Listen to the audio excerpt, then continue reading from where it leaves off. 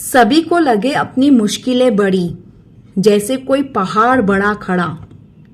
पर जरा थम कर देखो दोस्तों, इस जहां में हर जगह है गम पड़ा। इसी बात पर एक छोटी सी कहानी याद आती है कि एक वाइफ अपने 50-year-old हस्बैंड को काउंसलर के पास लेकर गई। कहती हैं कि सर, इन्हें भयंकर डिप्रेशन है, प्लीज कुछ कीजिए।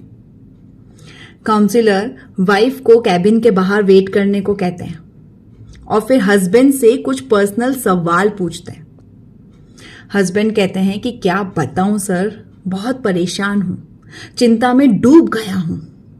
घर का लोन, कार का लोन, बच्चों का एजुकेशन, नौकरी का प्रेशर और भी ना जाने क्या क्या।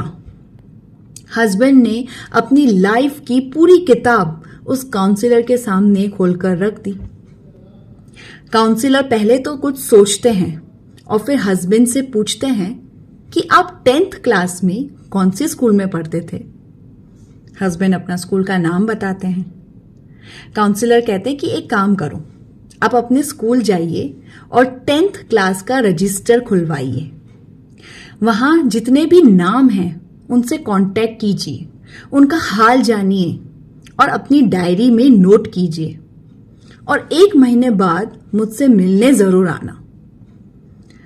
अब हस्बैंड चले जाते हैं अपने स्कूल और बड़ी मिन्नतों के बाद 10th क्लास का रजिस्टर खुलवाते हैं। उस रजिस्टर में 120 नाम थे।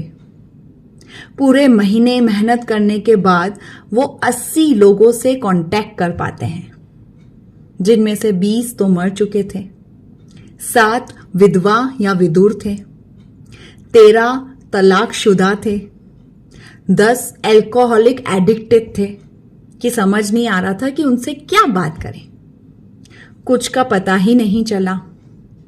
5 इतने गरीब थे कि पूछो मत, 6 इतने अमीर थे कि यकीन नहीं हुआ। किसी को कैंसर, किसी को लकवा, अस्थमा या किसी को दिल की बीमारी थी। 1-2 जनों की रीढ़ की हड्डी टूट चुकी थी क्योंकि उनका एक्सीडेंट हुआ था और वे अभी बेड पर थे। एक जेल में था। एक 50 साल की उम्र में सेटल हुआ था, इसलिए अभी शादी की प्लानिंग कर रहा था। और एक सेटल नहीं हुआ था लेकिन 2 बार डिवोर्स हो चुका था और तीसरी शादी की प्लानिंग कर रहा था।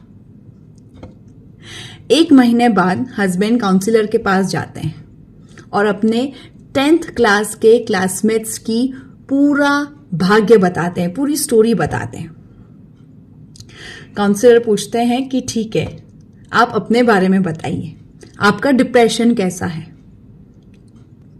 हस्बैंड बोलते हैं, कौन सा डिप्रेशन, मैं बिल्कुल ठीक हूं, मैं स्वस्थ हूं, मेरा दिमाग काम कर रहा है, मेरे बीवी बच्चे बहुत अच्छे हैं, पुलिस और लॉयर से मेरा कोई पाला नहीं पड़ा, डॉक्टर्स और हॉस्पिटल से मैं अभी बहुत दूर हूं, नौकरी कैसे भी हो पर भूखा तो नहीं सो रहा हूं, मैं अपनी लाइफ से बहुत खुश हूं, मुझे कोई डिप्रेशन नहीं है।